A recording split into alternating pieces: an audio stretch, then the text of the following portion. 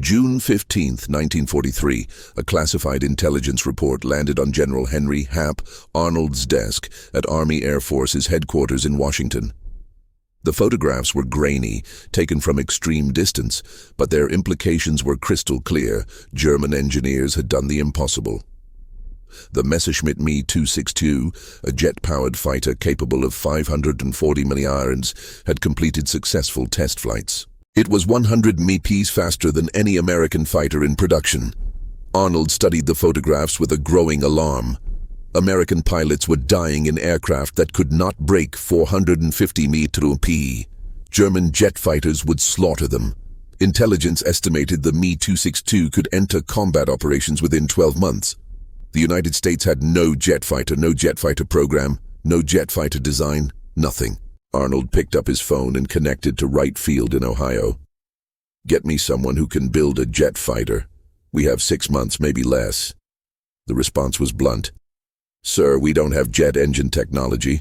We're years behind Germany. Designing and building a jet fighter from scratch would take 3 years, minimum. It's impossible." Arnold's reply would become legend. "Then find me someone who doesn't know it's impossible." What Arnold didn't know was that 3,000 miles away in Burbank, California, a 33-year-old engineer named Clarence Kelly Johnson had already sketched preliminary designs for a jet fighter in his personal notebook. Designs created entirely without authorization, without funding, and in direct violation of War Department orders that explicitly forbade Lockheed from pursuing jet technology. But in 143 days, Kelly Johnson's illegal design work would produce the XP-80 Shooting Star, America's first operational jet fighter. It would arrive 7 days ahead of an impossible deadline and establish principles of rapid innovation that would define American aerospace engineering for the next 80 years. Kelly Johnson grew up in Ishpeming, Michigan, the 7th of 9 children in a Swedish immigrant family, surviving on iron mine wages. The family was so poor that Kelly often went to school without shoes, even in winter. But Johnson possessed something that transcended poverty, an almost supernatural ability to visualize airflow, stress patterns, and mechanical systems in 3 dimensions. At the University of Michigan in 1932, Lockheed brought their new Model 10 Electra for wind tunnel testing. The tests revealed severe stability problems. Kelly Johnson, still an undergraduate, examined the data for 3 days, then submitted an unsolicited report identifying the exact source. The twin-tail configuration was creating destructive interference patterns. He recommended a complete redesign. Lockheed's chief aerodynamicist initially dismissed the report. Who was this student? But subsequent testing proved Johnson exactly right. Lockheed offered him a job before graduation. He was 22 years old. By 1943, Johnson was Lockheed's chief research engineer and primary designer of the P-38 Lightning, one of America's most successful fighters. But he understood that the future belonged to jets, and that understanding would bring him into direct conflict with military bureaucracy. In 1939, Lockheed engineer Nathan Price had designed an axial flow turbojet and an entire fighter around it, the L-133, a radical blended wing-body configuration that looked like science fiction. Johnson studied Price's work extensively, recognizing its potential, but also seeing fundamental problems. He began his own theoretical work on jet fighters, filling notebooks with calculations. Then, in March 1941, the War Department issued a directive. Lockheed was ordered to cease all jet engine research immediately. All resources were to focus on P-38 production.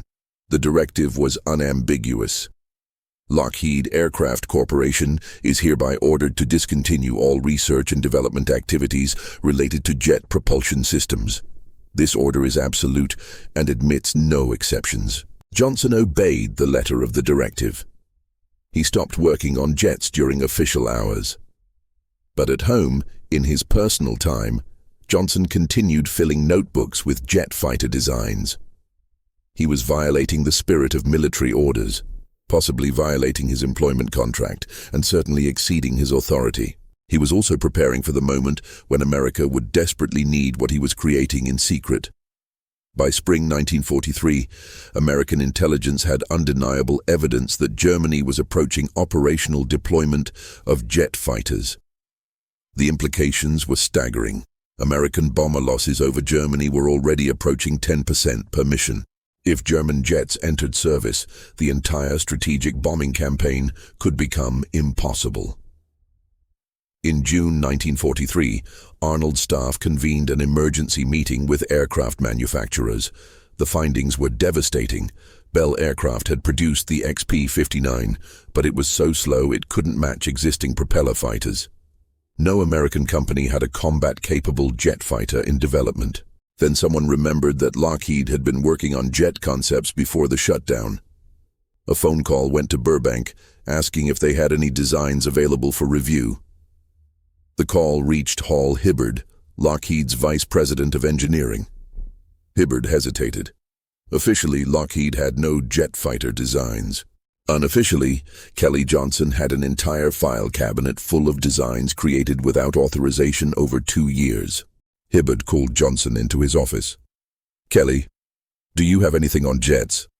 Johnson pulled out 3 notebooks filled with calculations, drawings, and specifications for a single-engine jet fighter using a British de Havilland Goblin engine, featuring a straight wing optimized for transonic speeds and buildable using conventional construction techniques. Hibbard studied the designs for 2 hours. Then he called Arnold's office. "We can build you a jet fighter in 6 months."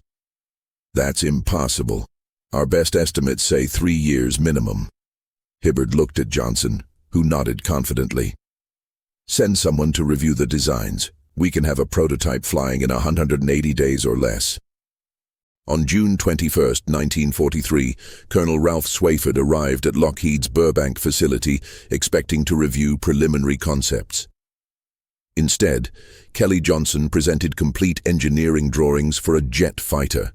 Not concept sketches, but detailed specifications, including structural calculations, systems integration, weight and balance data, performance predictions, and manufacturing procedures. Swofford was stunned. "How long have you been working on this?" 2 years, Johnson admitted. "On my own time." "You were ordered to stop jet research." "I was ordered to stop Lockheed's jet research. I continued my own research privately." Swofford studied Johnson's designs for 6 hours straight, asking increasingly technical questions that Johnson answered without hesitation. Finally, Swofford said, "If you can really build this in 180 days, we want it. But can you actually do it?" Johnson met his eyes. "Give me 23 engineers, 30 mechanics, and full authority. No oversight committees, no progress reports, no bureaucratic reviews. I answer directly to you, nobody else. We'll have your prototype in 150 days. You're cutting 30 days off your own estimate. I'm motivated to prove the concept. I don't have authorization for this arrangement. I don't even have a budget. This would require approvals from multiple departments, contracting review, competitive bidding." Johnson interrupted. "Then forget the approvals. We'll start work tomorrow. When you have proper contracts, we'll backfill the paperwork. If we fail, Lockheed absorbs the cost." What Johnson proposed was completely illegal. Swofford could be court-martialed for agreeing. Swofford extended his hand. "You have 150 days. Deliver the prototype to Muroc by November 17th. 1 day late, the project gets cancelled." They shook hands. No contract, no purchase order, no paperwork. Just a handshake commitment to build America's first jet fighter in 5 months, violating every procurement regulation in existence. Johnson needed space immediately. The Lockheed plant was operating at maximum capacity. Every square foot was dedicated to P-38 production. Johnson found only one available space: a parking lot adjacent to a plastics factory that produced components using processes generating truly horrific odors: chemical solvents, heated resins, and industrial adhesives. Johnson rented a used circus tent, erected it over the parking lot, and declared it home to Lockheed's jet fighter program. The tent measured 60 feet by 100 feet. It leaked when it rained, provided no climate control, and the stench from the plastics factory was overwhelming. One of Johnson's engineers, Irv Culver, was a fan of the comic strip Lil Abner, which featured a mysterious location called the Skunk Works. When answering his phone one day, Culver said, "Skunk Works, inside man Culver speaking." The name stuck, later modified to Skunk Works, to avoid copyright issues. Working conditions were nightmarish, but Johnson loved it. The miserable conditions kept bureaucrats away. No military oversight committees wanted to visit the reeking tent. No corporate executives wanted to inspect progress in 100-degree heat. Johnson and his team could work without interference. Johnson personally selected his team by stealing people from other Lockheed programs. His recruitment pitch was simple. "We're building a jet fighter in 150 days. We're working in a circus tent next to a factory that smells like death. You'll work 10-hour days, 6 days a week with no overtime pay. There's no contract, so if we fail, we all get fired. Who wants in?" 28 people volunteered immediately. Johnson established his philosophy from day one. "We're going to build this aircraft faster than anyone thinks possible. That means no committees, no progress reports, no bureaucratic reviews. Every person here has authority to make decisions in their area. If you see a problem, you fix it. We answer to nobody except Colonel Swayford, and we answer with results, not excuses." It was chaotic. It was illegal. It worked. Work began June 26, 1943. Johnson's team faced challenges that would have stopped conventional programs. First problem, they didn't have an engine. The British had promised 2 de Havilland Goblin engines, but they were still in England. Johnson had to design the entire aircraft around blueprint specifications. This was insanity. How do you design engine mounts without the actual engine? Johnson solved it with mathematics.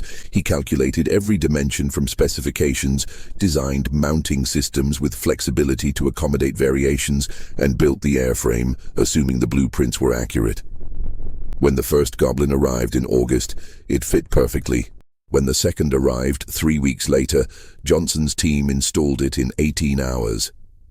Second problem, nobody had ever built a jet aircraft. The XP-80 used technologies that didn't exist in conventional fighters. Johnson's solution, continuous experimentation. The team built components, tested them, modified them, and rebuilt them until they worked. One critical problem nearly destroyed the program. During ground engine runs, the air intake ducts suddenly imploded, crumpling inward and sending debris through the engine, destroying it completely. They'd lost one of their 2 engines. No replacements available. Johnson personally redesigned the intake ducts in 36 hours, reinforcing them while maintaining the aerodynamic profile. He couldn't test the design. They didn't have a spare engine to risk. When they installed the remaining engine and ran it to full power, the reinforced ducts held perfectly. Third problem, everything took longer than expected. By October, they were 3 weeks behind with 6 weeks remaining. Missing the deadline meant project cancellation. Johnson doubled down. The team went to 7-day work weeks. Johnson personally worked 16-hour days, solving problems in real time, making instant decisions that would normally require weeks of committee review. On November 8th, the completed XP-80 was rolled out of the circus tent. Elegant in its simplicity, a bullet-shaped fuselage with straight wings, wing root air intakes, and a single jet engine. It looked fast, sitting still. They'd missed their internal deadline by 8 days, but were still 7 days ahead of Seaford's deadline. The prototype was driven to Muroc Army Airfield for flight testing. The XP-80 had been designed and built in exactly 143 days, the fastest aircraft development program in aviation history. January 8, 1944, test pilot Milo Burcham climbed into Lulu Bell's cockpit at Muroc. Burcham was one of Lockheed's most experienced test pilots, but he'd never flown a jet. Nobody in America had flown anything like the XP-80. Johnson briefed him. The controls will be extremely sensitive. We have a 15.1 boost ratio on the ailerons. Small inputs will produce large responses. Be gentle. Bertram applied full power and released the brakes. The XP-80 accelerated smoothly and lifted off after less than 2,000 feet. Bertram climbed to 1,000 feet, tested the controls, and immediately realized something was wrong. The aircraft was wildly over-responsive. 5 minutes after takeoff, he landed. "It's too sensitive," Bertram reported. "The controls need complete redesign." Johnson reviewed the data and shook his head. "The aircraft is fine. You're over-controlling. This aircraft responds to touches, not force." Bertram flew again the next day. This time he treated the controls like delicate instruments.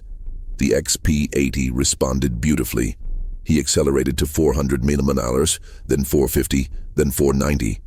On his third flight, Bertram pushed the XP-80 to 502 mph in level flight, making it the first American aircraft to exceed 500 mph. The age of American jet aviation had begun. By March 1944, the XP-80 had proven its performance exceeded every American fighter in service. Top speed, 558 mph. Service ceiling, 45,000 feet. Rate of climb, 45,580 feet per minute. Revolutionary. General Arnold ordered full-scale production. Lockheed received contracts for 13 service test aircraft, then orders for 1,000 production P-80s.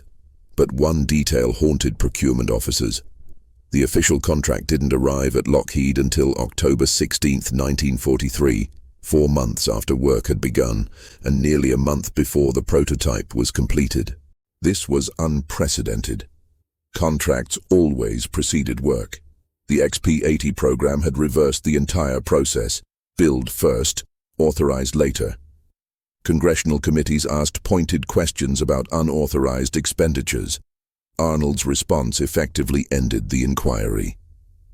They built the best fighter in America in 143 days while following virtually no regulations. Maybe the problem isn't their methods. Maybe the problem is our regulations. The P-80 Shooting Star missed World War II. The first operational aircraft didn't reach combat units until after Germany surrendered. The jet fighter, built in response to the Me-262 threat, never faced its German counterpart. But the P-80's true legacy wasn't its combat record. It was the skunk works. The circus tent became the birthplace of systematic innovation. Johnson formalized the approaches that worked into Kelly's 14 rules, principles that would guide Lockheed's advanced development for decades. The philosophy was revolutionary. Innovation thrives when smart people are given authority, trust, and freedom from bureaucratic overhead. The Skunk Works produced the U-2 spy plane, the SR-71 Blackbird, reaching Mach 3.2, the F-117 Nighthawk stealth fighter, and the F-22 Raptor. Everyone pushed the boundaries of engineering. Everyone traced its lineage back to Johnson's circus tent and his willingness to violate regulations in service of results. The P-80 story raises uncomfortable questions about innovation, authority, and rules. Kelly Johnson violated direct military orders by continuing jet research. He committed Lockheed resources to an unauthorized project. He began work without contracts. He ignored procurement regulations designed to ensure fairness and prevent waste. By conventional metrics, Johnson's actions constituted insubordination, possibly fraud. Yet his unauthorized work produced exactly what America needed at precisely the moment it was needed. The contradiction is profound. The rules existed for good reasons, but following them would have meant no American jet fighter until years too late. Johnson understood something fundamental. Rules are tools for achieving goals, not goals themselves. When rules obstruct essential objectives, the choice isn't between following rules or chaos. The choice is between rigid adherence to procedures and accomplishing what matters. Johnson wasn't a rebel against all authority. He was a rebel against authority that obstructed excellence. He ignored rules that prevented solving problems, but maintained rigorous standards for technical quality. This distinction is critical. In 1990, Kelly Johnson died at age 80, having designed over 40 aircraft and earned every major award in aviation, including the Medal of Freedom. In a 1985 interview, Johnson reflected, "We proved that you don't need huge teams, massive budgets, and years of development to create breakthrough technology. You need talented people who understand the problem, authority to make decisions, and freedom from bureaucratic interference. Give smart people those three things, and they'll accomplish miracles." The interviewer asked, "But you violated regulations. Isn't that dangerous to recommend?" Johnson smiled. "I violated regulations that prevented solving problems. I maintained standards that ensured quality. There's a difference. The P-80 program succeeded because we were willing to ignore the former while maintaining the latter." So, people should break rules whenever they think they're right? No. People should understand which rules serve essential purposes and which merely serve bureaucratic convenience. Then they should be willing to face consequences for acting on that understanding. I risked my career on the P-80. If it had failed, I would have been fired, possibly prosecuted, but I believed the mission mattered more than my career. That's not rebellion.